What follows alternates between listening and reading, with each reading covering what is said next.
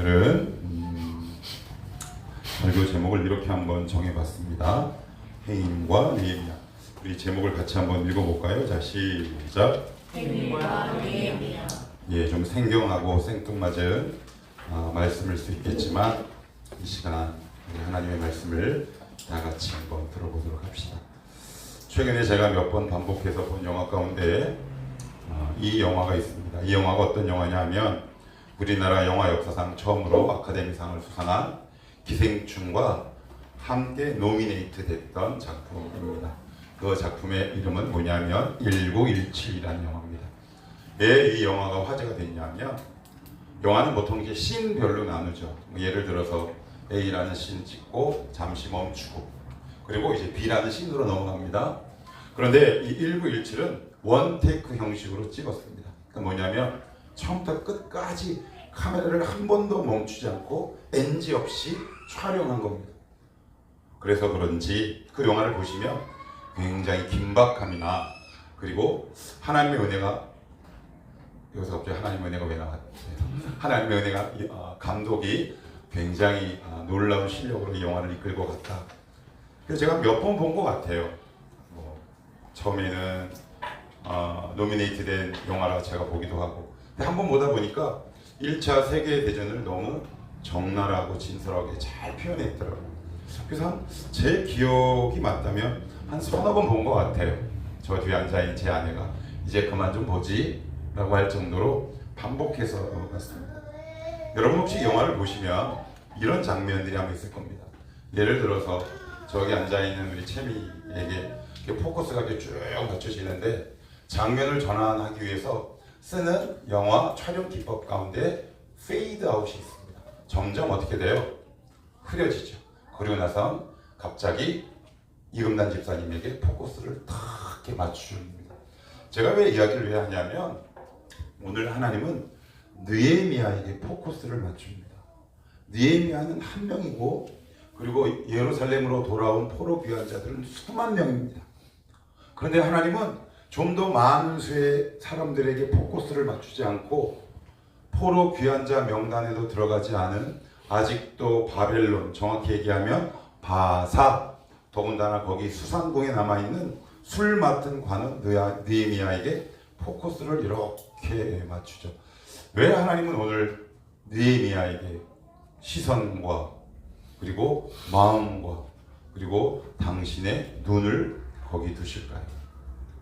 오늘 이 말씀을 통해서 하나님이 왜 느헤미야를 주목하고 계시는지 우리 한번 본문 안으로 들어가 보도록 하겠습니다. 시간이 얼마 없어서 제 같은 간략하게 집중적으로 한번 전해 보도록 하겠습니다. 1절 여러분들이 한번 읽어보시겠습니까? 자, 시작. 하나의 아들 느헤미야의 말이라 아닥사스다 왕 제2년 스스로에 내가 수상궁에 있는데. 예, 여기 수상궁은 바사의 수도에 있는 제일 화려한 왕궁을 얘기하고 기슬루월은 지금의 양력으로 태양력으로 9월을 이야기합니다.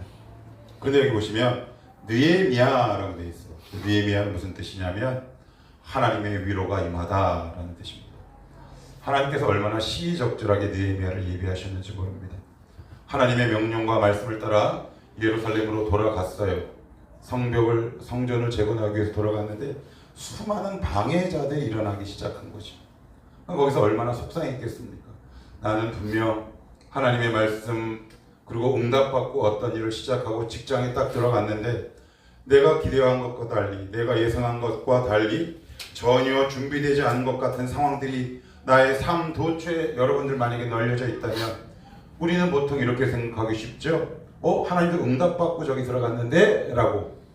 그런데 여러분 그렇지 않습니다. 하나님의 말씀이 있어도 고난은 우리 도처에 여러 군데 있죠. 그들을 위로하고자 하나님은 느헤미야를 준비시키십니다. 어떤 상황에서? 바로 이 상황입니다.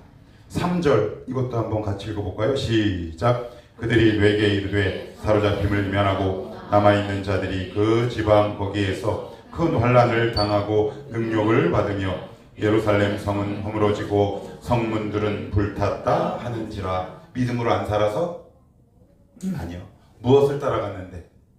말씀을 따라갔는데 왜 성문이 불타야 합니까? Love. 말씀을 붙들고 갔는데 왜 내가 하는 일이 막혀야 합니까? 나는 분명히 내 있는 믿음 다 동원해서 직장이나 어떤 환경과 때로는 결혼이 될 수도 있고 누군가를 관계 맺고 어떤 공동체에 들어갔는데 왜 이런 일들이 나에게 있어야 합니까? 성경은 어떻게 이야기하고 있느냐? 그럴 수 있다라고 얘기합니다. 그래서 하나님이 누구를 예비하느냐? 하나님의 위로가 되는 예비하신 느헤미야를 예루살렘으로 파견하게 됩니다. 그러면 우리 조금 더 안으로 들어가 봅시다. 그 느헤미야는 과연 어떤 사람이었는가? 왜 하나님 오늘도 느헤미야를 주목하고 있는가? 자, 여기 한번 보시면 2절을 제가 다시 한번 볼게요. 내 형제들 가운데 하나인 하나니가, 여기서 형제들이라고 되어 있는데 학자들은 친형제일 것이다 라고 이렇게 이야기를 하고 있어요. 하나니가 두어 사람과 함께 유다에서 내게 이르렀기로 내가 그 사로잡힘을 면하고 남아있는 유다와 예루살렘 사람들의 형편을 물었다. 그래요. 여기 모든 게 다 생략됐어요. 뭐가 생략됐을까요? 일단 거리가 생략됐어요. 여러분 한번 지도를 한번 찾아서 보시겠어요? 1600km입니다. 1600km를 갔다 온 겁니다. 아브라함이 떠난 곳이 바로 수산국입니다. 그 당시 어떤 교통수단이 있었겠습니까? 잘해야 도보 아니면 뭐 당나귀 아니면 정말 잘해봤자 말이겠지. 거길 갔다가 헐레벌떡 온 겁니다. 그런데 그 당시 느헤미야는 술 맡은 관원이었어요. 안락하고 호사스럽고 얼마든지 편안한 생활을 할 수 있었음에도 불구하고 동생 하나니가 오자마자 어떤 말을 했냐면 물어봤답니다. 야, 어떻게 됐어? 라고 물어봤어요. 여러분, 이게 물어볼 이유가 사실 전혀 없습니다. 근데 물어보는 것은 누구나 물어볼 수 있지요. 동정심으로. 그런데 느헤미야는 그것으로 끝나지 않습니다. 어디를 보시냐면 4절도 한번 보시면 내가 이 말을 듣고 어떻게 해요? 앉아서 어떻게 해요? 울고, 그 다음 수일 동안 슬퍼하고, 그 다음요 금식하며 기도하고. 일말의 동정심이 아니었다는 얘기죠. 먼저 묻습니다. 그 다음에 그 얘기를 듣고 수일 동안 웁니다. 여러분 혹시 최근에 얼마 동안 물어본 적 있으십니까? 하나님 앞에서 물어본 기억이 과연 기억에 나십니까? 느헤미야는 그 동족의 이야기를 듣고 수일 동안 슬퍼하며 울었다라고 되어 있습니다. 그런데 울어야 할 이유가 전혀 없어요. 왜요? 느헤미야만 하더라도 이미 제3세에 해당합니다. 포로로 끌려간 제3세쯤 150년이 지난 시점이에요. 그러면 히브리어도 다 까먹을 수밖에 없어요. 그리고 문화, 습관, 가치 완전히 이방 사람입니다.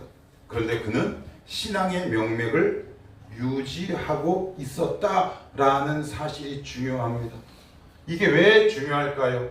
이게 왜 중요하겠습니까? 하나님은 제사도 제대로 드릴 수 없고 예배도 제대로 드릴 수 없고 더군다나 주의 문화는 세상 문화고 좀 더 노골적이고 21세기식 이야기로 풀어가 봅시다. 직장에 들어갔는데 내 주위에 있는 모든 사람들은 술 문화죠. 음란한 문화입니다. 물질 문화예요. 거기에 여러분들이 딱 떨어져 있다고 생각하는 겁니다. 그런데 거기서 느헤미야는 자신의 신앙을 놓지 않은 거죠. 우리 좀 더 구체적인 예를 한번 들어봅시다. 어디를 찾아보시냐면 에스라 9장 1, 2절을 한번 찾아봅시다. 뒤로 몇 장만 넘기시면 됩니다. 9장 1, 2절입니다.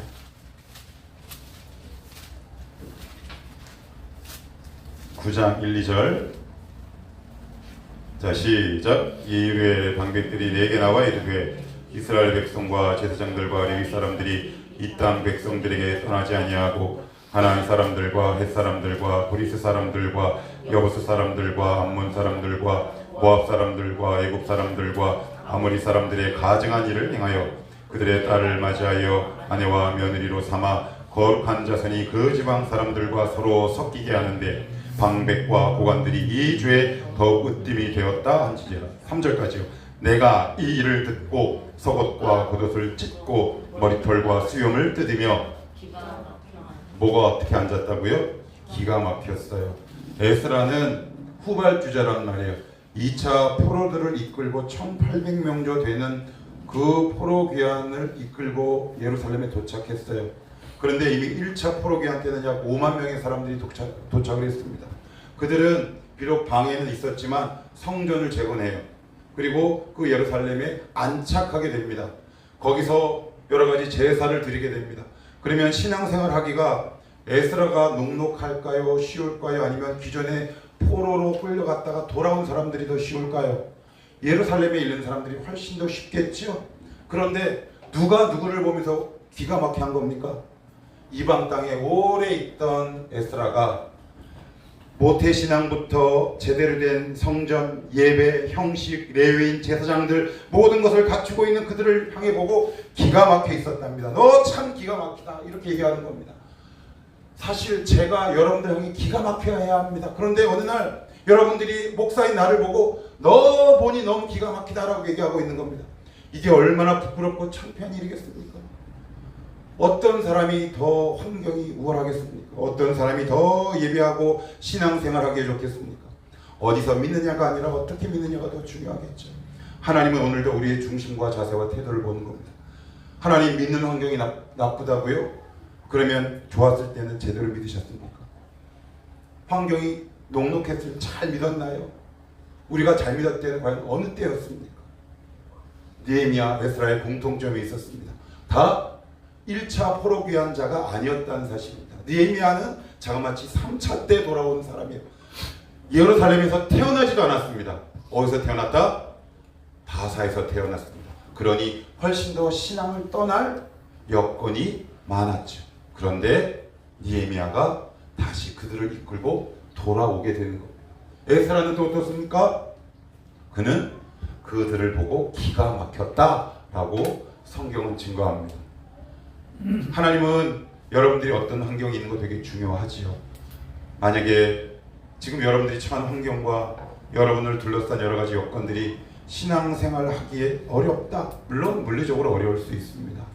그럴 때 그 환경을 주신 하나님 앞에 진지하게 여러분들 우리가 물어볼 수 있어야 합니다.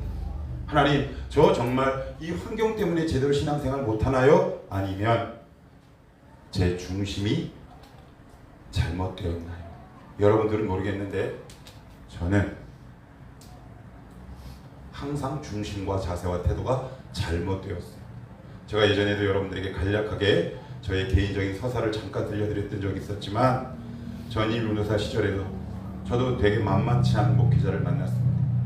목회자와 관계가 안 좋고, 그리고 목회자와의 관계가 안 좋으니까 성도들과 함께 어울리는 시간이 많고, 그러다 보니 담임 목회자는 저를 싫어하고, 현장에 나가면 전도사님 잘한다 그러고, 그럼 저는 어떡합니까? 담임 목사랑은 대면하거나 앞에서는 내내 하지만 뒤돌아설 때는 늘 우스운 눈으로 말로 얘기를 하죠. 성도들 앞에 이야기는 못합니다. 그러나 전임 전도사 2년의 시절이 끝난 그 지점에 하나님은 저의 깊은 폐부를 정확하게 딱 찔렀습니다. 너 사실 나를 섬기고 싶은 마음이 없었다. 너는 담임 목사 때문에 나를 제대로 섬긴 것이 아니라 너는 처음부터 중심과 자세가 바르지 못했음을 말씀을 통해 저를 깨우쳐 주셨어요. 그때 제가 얼마나 가슴을 쳤는지 모릅니다. 아, 저 사람 때문이 아니라 내가 중심과 태도가 바르지 못했구나. 제가 여실히 느꼈습니다. 심지어 저희 아내도 저에게 2번인가 3번 이렇게까지 권면을 했던 기억이 있어요. 여보, 이렇게 힘들면 그만둬. 어떻게든 먹고 살 수 있겠지. 근데 이 악물고 버텼죠. 마치 의로운 사람인 것처럼 버텼습니다. 그러나 말씀 앞에 서는 순간 하나님은 예리한 말씀으로 저를 탁 찌르셨어요. 진성아, 너의 중심과 자세가 나빠. 이 말이 얼마나 저를 찔렀는지 모릅니다. 제가 나쁘다고요? 저 잠시 내 신대원 졸업했는데요. 저 이거 잘하는데요. 하나님은 그 보시기가 아무 의미가 없었어요. 그때 제가 알았습니다. 그래서 제가 그때 그 상황을 두고 너무 기가 막혀서, 나를 보고 기가 막혀서 제가 큐티를 페이스북에 올렸던 경험이 있습니다. 여러분은 어떠십니까? 혹시 중심과 자세가 바르지 못한 거 아닙니까? 아니면 환경이 그렇습니까? 정말 그것이 여러분들을 힘들게 하십니까? 그러면 나의 태도와 자세는 어떤지 하나님 말씀 앞에 한번 잘 살펴보게 되기를 축복합니다. 예를 한 번 더 들어봅시다. 마태복음 27장으로 갑니다. 마태복음 27장입니다.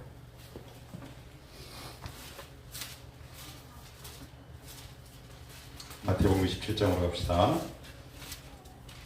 마태복음 27장입니다.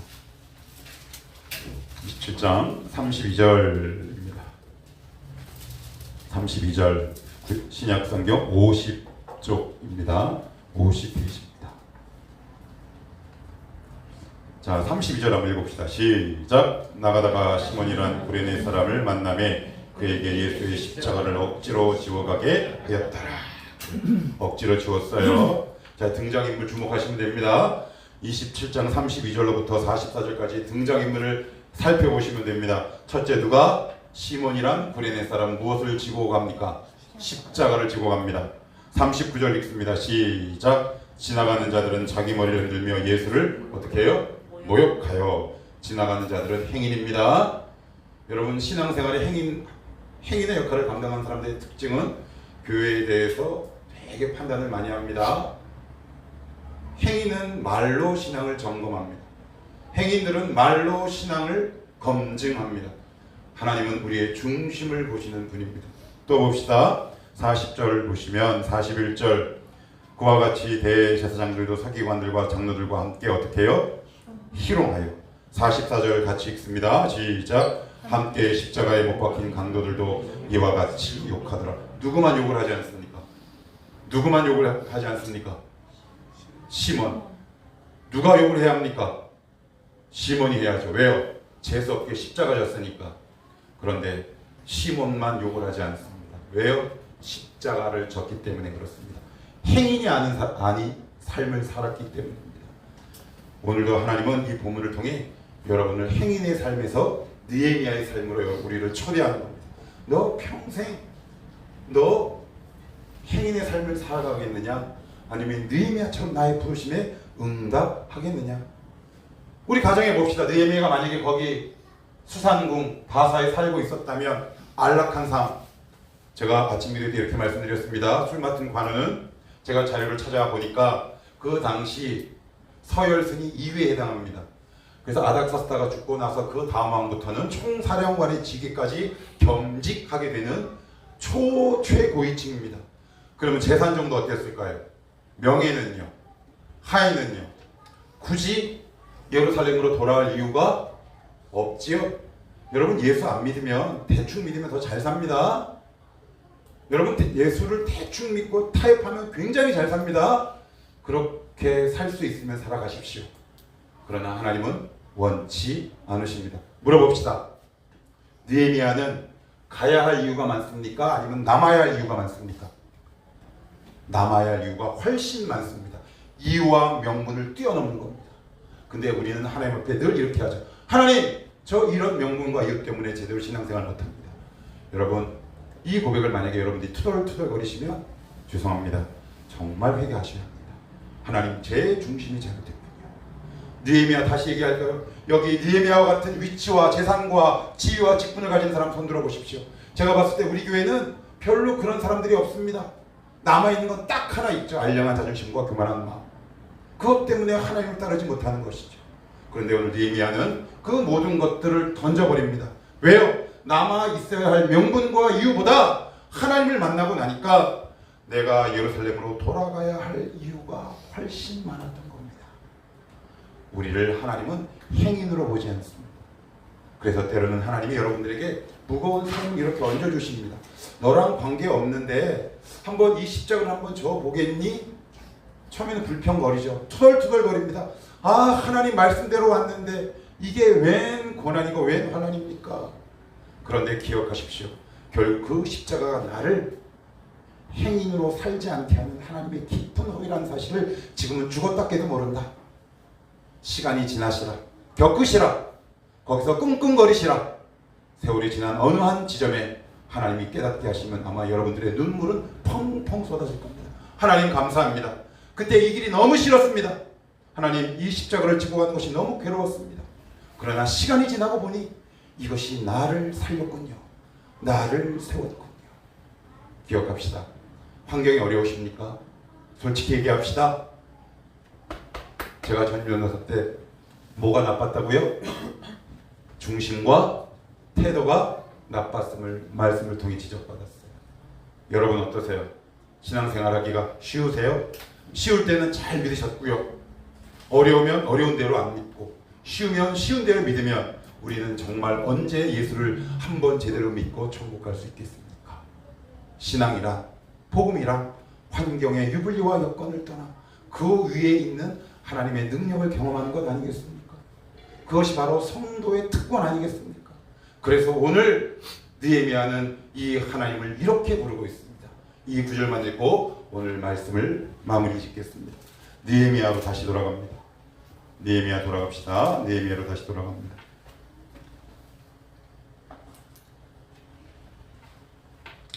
1장 5절입니다. 1장 5절 시작. 이르되 하늘의 하나님 여호와 크고 두려우신 하나님이 어떤 하나님이요? 크고 두려우신 하나님입니다.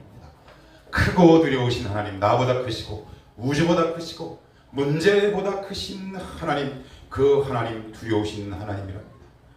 여러분, 이 하나님을 만나게 되기를 축복합니다. 우리의 삶의 중심이 왜 이렇게 가볍냐? 하나님이 나보다 크지 않다라고 나는 믿고 있기 때문에 그렇습니다. 나보다 크신 하나님, 문제에 계신 하나님을 내가 정말 믿는다면 이 기도가 우리의 입술 가운데 나오지 않겠습니까? 하나님, 이 문제에 계신 하나님을 찬양하고 신뢰합니다. 물론 그 당시엔 잘 믿어지지 않죠. 그러나 끙끙거리셔야 그랬습니다. 끙끙거리셔야 합니다. 그럴 때 나보다 크고 문제에 계신 하나님을 만나게 됩니다. 이 기도를 느헤미야가 드립니다. 어떻게 드리냐? 8절, 9절 제가 생략해서 읽겠습니다. 8절 어떻게 시작하나요? 옛적에 누가? 주께서 모세에게 뭐하여? 명령하여 이루시되. 모세에게 명령한 게 뭐예요? 두 글자로 토라, 네 글자로 모세 오경. 뭘 기억했다는 겁니까? 말씀을 기억한 겁니다. 신명기 30장 1절부터 4절 말씀을. 하나님, 이 말씀을 오늘도 붙들고 살겠습니다. 이 말씀을 붙들고 혹시 기도해 본 적 있으십니까? 이 말씀을 붙들고 기도하면서 문제를 해결할 경험이 있으십니까?